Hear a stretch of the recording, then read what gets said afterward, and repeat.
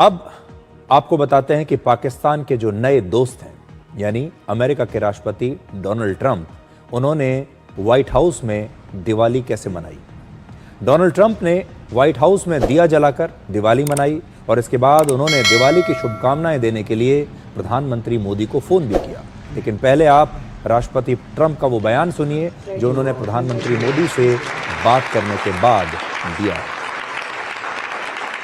We stand great, and the people of India, I love the people of India, and we're working on some great deals between our countries. I spoke to the Prime Minister Modi today.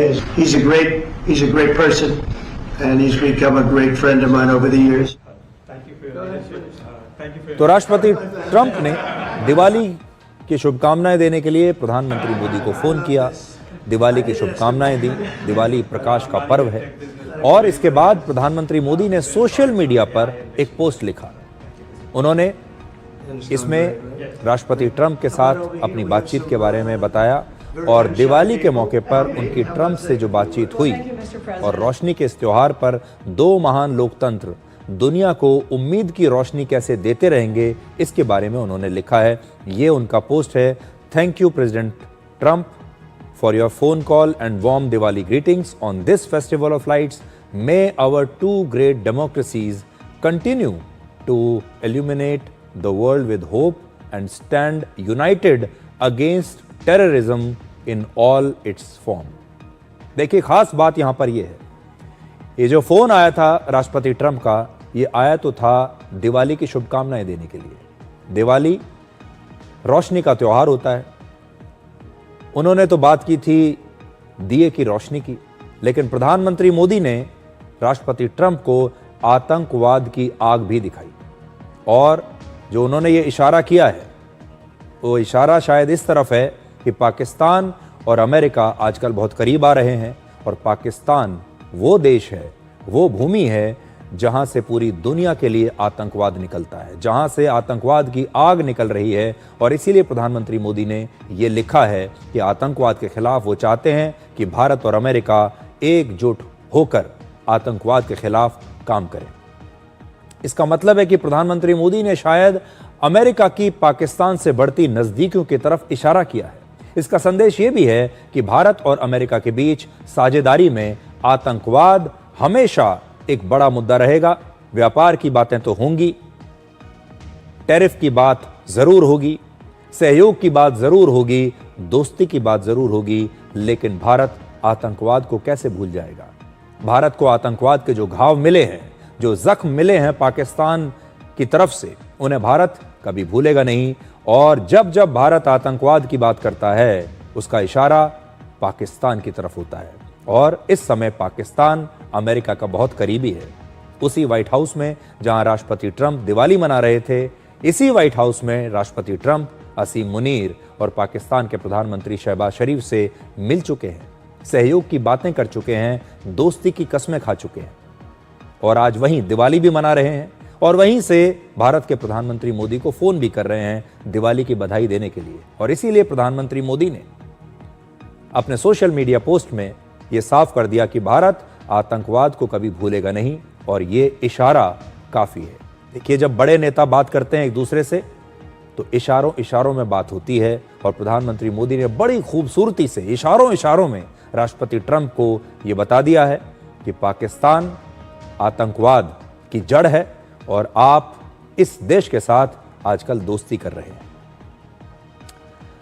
अब ये तो दुनिया की राजनीति है, आपने देख ली, लेकिन बिहार की राजनीति की भी बड़ी चर्चा हो रही है क्योंकि बिहार में चुनाव होने वाला है। और अब हम आपको बिहार की चुनावी राजनीति के बारे में एक खबर दिखाते हैं, एक विश्लेषण दिखाते हैं, लेकिन इसकी शुरुआत एक व्यंग से करेंगे। वैसे तो राजनीति एक बहुत गंभीर मुद्दा माना जाता है, बड़ी बोरिंग सी बातें होती हैं राजनीति में, लेकिन अगर मैं व्यंग से शुरुआत करूं तो आपको कुछ और अच्छी तरह से समझ में आएगा। मशहूर व्यंग्यकार हरिशंकर परसाई ने एक बार लिखा था, आत्मविश्वास कई प्रकार का होता है, धन का, बल का और ज्ञान का, लेकिन मूर्खता का आत्मविश्वास सर्वोपरि होता है। आप भी हरिशंकर परसाई द्वारा कही गई इस बात को अपने जीवन में ढाल सकते हैं। आपने भी जरूर इसके बारे में कभी ना कभी देखा होगा ऐसे बहुत सारे लोग होते हैं जिन्हें धन का आत्मविश्वास होता है, किसी को अपने बल का आत्मविश्वास होता है, किसी को अपने ज्ञान का आत्मविश्वास होता है, और होना भी चाहिए, इसमें कोई खराब बात नहीं है। लेकिन कुछ लोग ऐसे भी होते हैं जिन्हें अपनी मूर्खता पर बहुत आत्मविश्वास होता है। और राजनीति में कभी कभी यह व्यंग बड़ा सटीक बैठता है। बिहार में 14 दिनों के बाद 6 नवंबर को पहले चरण की वोटिंग होने वाली है, लेकिन विपक्ष के महागठबंधन ने अभी तक ना तो कोई जॉइंट प्रेस कॉन्फ्रेंस की है, ना मिलकर उम्मीदवारों की कोई लिस्ट जारी की है, और ना ही मिलकर कोई साझा घोषणा पत्र जारी किया है। सब अलग अलग चल रहे हैं। लेकिन तेजस्वी यादव लगातार नए नए वादे कर रहे हैं, ऐसे वादे कर रहे हैं जिन्हें पूरा करना मुश्किल नहीं बल्कि असंभव है। आज उन्होंने एक और नया वादा किया है। आज उन्होंने जीविका दीदी कम्युनिटी मोबिलाइजर्स को सरकारी नौकरी, 30,000 रुपए प्रति महीने का वेतन और 2,000 रुपए का भत्ता देने का वादा किया है। बिहार में इस समय करीब 2 लाख जीविका दीदी कम्युनिटी मोबिलाइजर्स हैं जो इस समय कॉन्ट्रैक्ट पर काम करती हैं, यानी इनकी पक्की सरकारी नौकरी नहीं है, और इन्हें इस समय औसतन हर महीने 10 से 15,000 रुपए वेतन मिलता है। हर महीने 10 से 15,000। अब तेजस्वी यादव कह रहे हैं कि मैं इस 15,000 को सीधे 30,000 कर दूंगा और नौकरी भी पक्की कर दूंगा। जीविका दीदी योजना में कम्युनिटी मोबिलाइजर्स गांव की पंचायतों में महिलाओं को एकजुट करती हैं, और इन महिलाओं को एकजुट करने के बाद ये जो महिलाएं हैं इनका एक ग्रुप बना दिया जाता है, और उस ग्रुप की जो हेड होती है वो होती हैं ये दीदी। इस योजना में 10 से 12 महिलाएं आपस में मिलकर एक समूह बनाती हैं, ग्रुप बनाती हैं, और फिर कई तरह की चीजें की जाती हैं, जैसे मधुमक्खी पालन या कपड़ों की सिलाई। इस तरह का कोई छोटा कारोबार ये जो ग्रुप है ये मिलकर शुरू करता है। और बिहार सरकार ऐसे किसी भी ग्रुप को कारोबार बढ़ाने के लिए मामूली ब्याज दर पर कर्जा भी देती है। और इस योजना में बिहार की बहुत सारी महिलाओं की जिंदगी बदल दी, क्योंकि ये सब मिलकर एक ग्रुप बनाते हैं। ग्रुप बनाने के बाद कोई छोटा मोटा काम करते हैं और उसके लिए सरकार इन्हें लोन देती है। इस समय जीविका दीदी कार्यक्रम के अंदर इसके अंतर्गत करीब 1,40,00,000 महिलाएं हैं जो इस योजना के अंतर्गत कोई ना कोई काम कर रही हैं। लेकिन तेजस्वी यादव इन 1,40,00,000 महिलाओं को ये पैसा नहीं देने वाले। जो इनके ऊपर जीविका दीदी है, यानी हर ग्रुप की जो हेड है, उसे वो 30,000 रुपए महीना देंगे। इनकी संख्या लगभग 2 लाख है। तो बिहार में इस समय 2 लाख जीविका दीदी हैं और उन्हें सरकारी नौकरी देने का वादा किया जा रहा है। तो 2 लाख सरकारी नौकरियां, 2 लाख लोगों को 30,000 रुपए महीने की सैलरी। वर्ष 2006 में एनडीए की सरकार ने महिलाओं को आर्थिक रूप से आत्मनिर्भर बनाने के लिए इस योजना को शुरू किया था, और आज ये योजना महिलाओं में सुपरहिट हो चुकी है, और तेजस्वी यादव इसी योजना की लोकप्रियता का फायदा उठाना चाहते हैं। अब बीजेपी तेजस्वी यादव के इस वादे पर सवाल उठा रही है।